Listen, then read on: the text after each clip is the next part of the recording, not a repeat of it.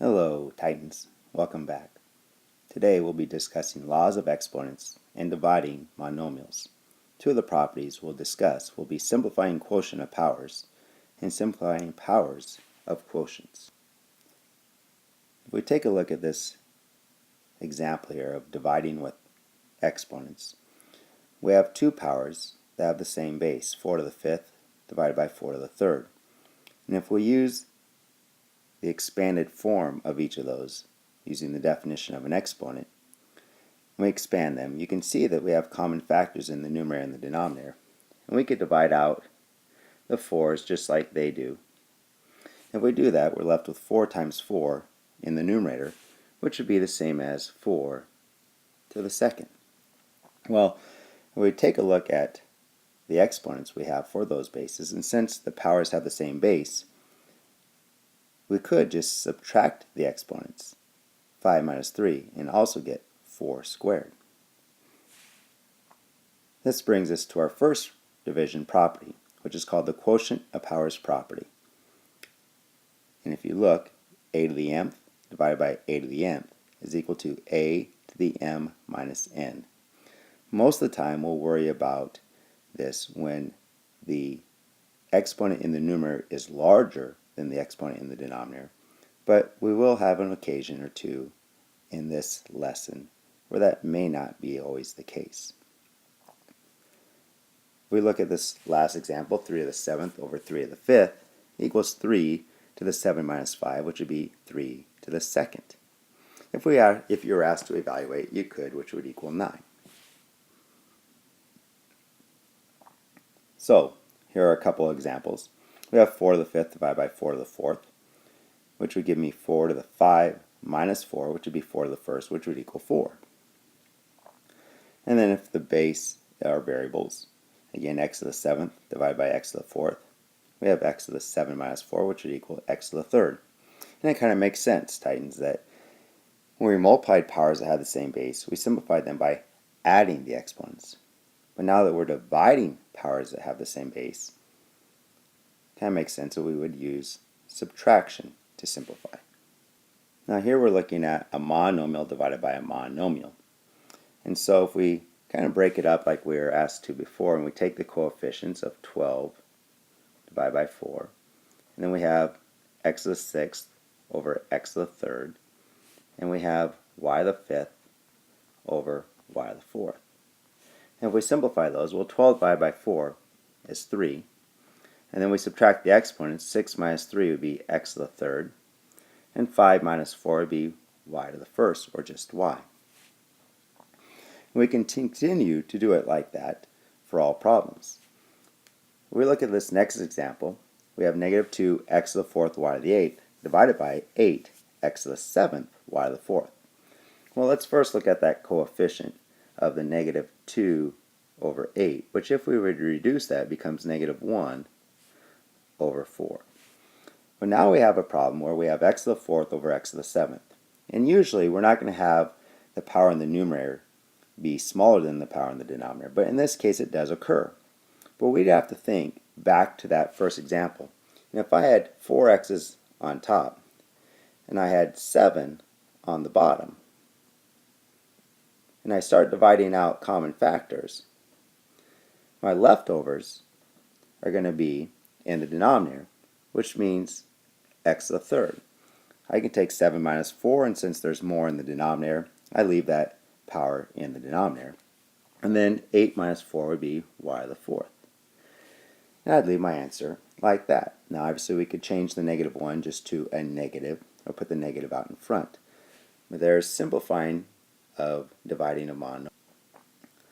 The second property is the power of a quotient property. And here we have a fraction that's in the parentheses raised to a power. And notice that each part, the numerator and the denominator, must be raised to that exponent. So for example, if we have 4 to the 3rd, or 4/5 all to the 3rd, that would equal 4 to the 3rd over 5 to the 3rd, which if we were to evaluate that would be 64 over 125. So again, 2/3 all to the second power. The numerator must be raised to the second power. the denominator to the second power. 2 to the second is 4, 3 squared is 9, and we have 4 ninths. Here, I would take this negative and I'd move it to the numerator. And then I'd have negative 3 to the third, which would be a negative 27. And then I have y to the third. So then my final answer is a negative 27 over y to the third. So here, again, we just look at a couple more examples of dividing monomials. And we have 15x to the 7th, y to the third, over 3x, y to the second. And again, notice how they group the coefficients, and then they subtract the exponents of like bases. And since the powers in the numerator, or the exponents in the numerator, were larger than the exponents in the denominator, all my variables are left in the numerator, and my answer is 5x to the 6th, y. Here we have a fraction that's raised to a power. So as you can see, the numerator must be raised to the power, the denominator must also be raised to the power. And now we're using a lot of the properties that we've discussed already. Now we have to use the power of a product. So the 3 must be raised to the second, the w third must be raised to the second, and the z must be raised to the second. And so on the numerator we have 9 w to the 6th, z squared, and then power to power in the denominator, k to the 4th. Again, just a couple more examples here. Here we have monomial divided by a monomial times a monomial divided by a monomial. And again, it's just multiplying fractions, so we can look to cross-cancel things. I would first probably simplify the numerator, and I'd just go with 18 x to the third, y to the 7th, over 3x, y to the 4th. And now simplify. The 3 goes into 18 6 times. Then I subtract the exponents. Remember, if there's not an exponent, it's understood to be 1. So that's 3 minus 1, so that'd be x to the second. And then 7 minus 4 would be y to the third. And there's your final answer. On the bottom one here, we have a fraction again raised to the 4th power. So again, the numerator must be raised to that power, and the denominator must also be raised to that power. And so then the 2 to the 4th would be 16, x to the 4th, and then we have y to the second all to the 4th, which would be y to the 8th for your final answer. If you take a look at these, go ahead and try to figure this out on your own. If you want to pause it for a moment, and then I'll reveal the answer. So if you look at the multiple choice answers here, it's 12 divided by 4, so we divide the coefficients, which makes that 3, which then means it either has to be A or C. But then we have to subtract the exponents, so it's 12 minus 4, so it's m to the 8th.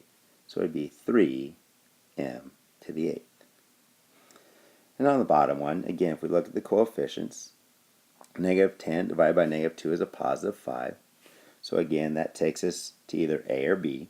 And then we subtract the exponents, and we have to recall that if there's not an exponent, it's understood to be 1. So it's y to the 4 minus 1, which would be y to the third. So then it leaves me 5y to the third, or letter B. Now, these are the guided practice from your book. Again, I take this opportunity to go ahead and pause the video at this time and attempt these problems.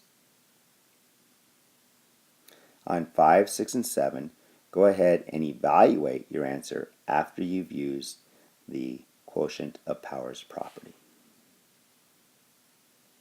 So now here are your answers, and hopefully you pause again, you take a look at these answers, and if you're not getting the correct answer, just be ready to have questions tomorrow in class about these things.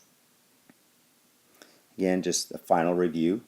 The quotient of powers property means when I have a fraction divided by a fraction and they have the same base, I can simplify that quotient of powers by subtracting the exponents. So x to the m over x to the n equals x to the m minus n. And again, usually we're dealing with this with the power in the numerator larger than the power in the denominator. And the last property that we discuss is this a fraction raised to an exponent. And there again, we must make sure that we know the numerator must be raised to the power, and also the denominator must also be raised to the power.